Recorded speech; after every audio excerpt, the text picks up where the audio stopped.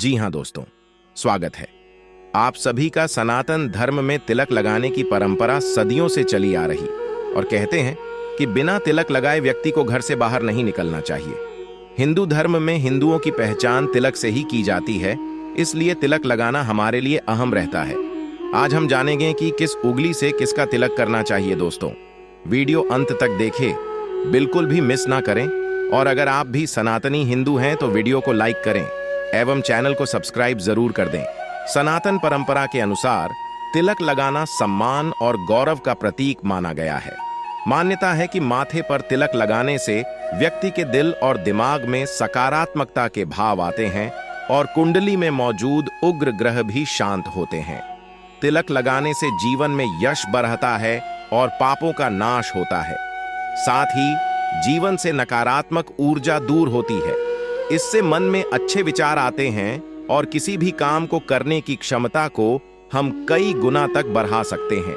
मान्यता के अनुसार मस्तक पर तिलक लगाने से आज्ञा चक्र जागृत होता है और सेहत अच्छी बनी रहती है।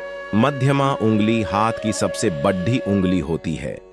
इस उंगली का संबंध शनि ग्रह से बताया गया है। शास्त्रों के अनुसार मध्यमा उंगली का प्रयोग खुद को तिलक लगाने के लिए करना चाहिए।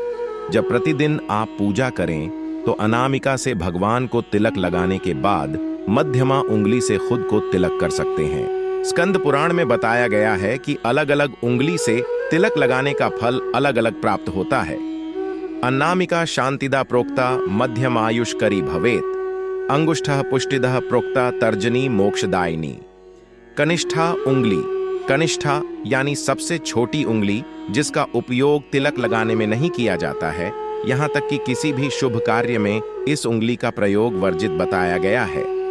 इस उंगली का संबंध बुध ग्रह से माना गया है। अनामिका उंगली, यह उंगली कनिष्ठा तथा मध्यमा के बीच में होती है, जिसे आम भाषा में रिंग फिंगर भी कहा जाता है। यह हाथ की तीसरी उंगली होती है। इस उंगली से भगवान, गुरु या किसी अन्य व्यक्ति की मंगल कामना के लिए तिलक करना चाहिए। यह मानसिक शक्ति को प्रबल बनाता है, क्योंकि इस उंगली का संबंध सीधा सूर्य से होता है। इस उंगली से तिलक लगाने से आज्ञा चक्र जागृत होता है। मध्यमा उंगली से तिलक, मध्यमा उंगली हाथ की सबसे बड़ी उंगली होती है। इस उंगली का संबंध शनि ग्रह से बताया गया है। शास्त्रों के अनुसार मध्यमा उंगली का प्रयोग खुद को तिलक लगाने के लिए करना चाहिए। जब प्रतिदिन आप पूजा करें तो अनामिका से भगवान को तिलक लगाने के बाद मध्यमा उंगली से खुद को तिलक कर सकते हैं। तर्जनी अंगुली से तिलक, यह अंगूठे और मध्यमा उंगली के बीच की उंगली होती है। कहा जाता है कि इस उंगली का प्रयोग केवल मृत व्यक्ति को तिलक लगाने के लिए किया जाता है, ताकि मृतक की आत्मा को मोक्ष की प्राप्ति हो।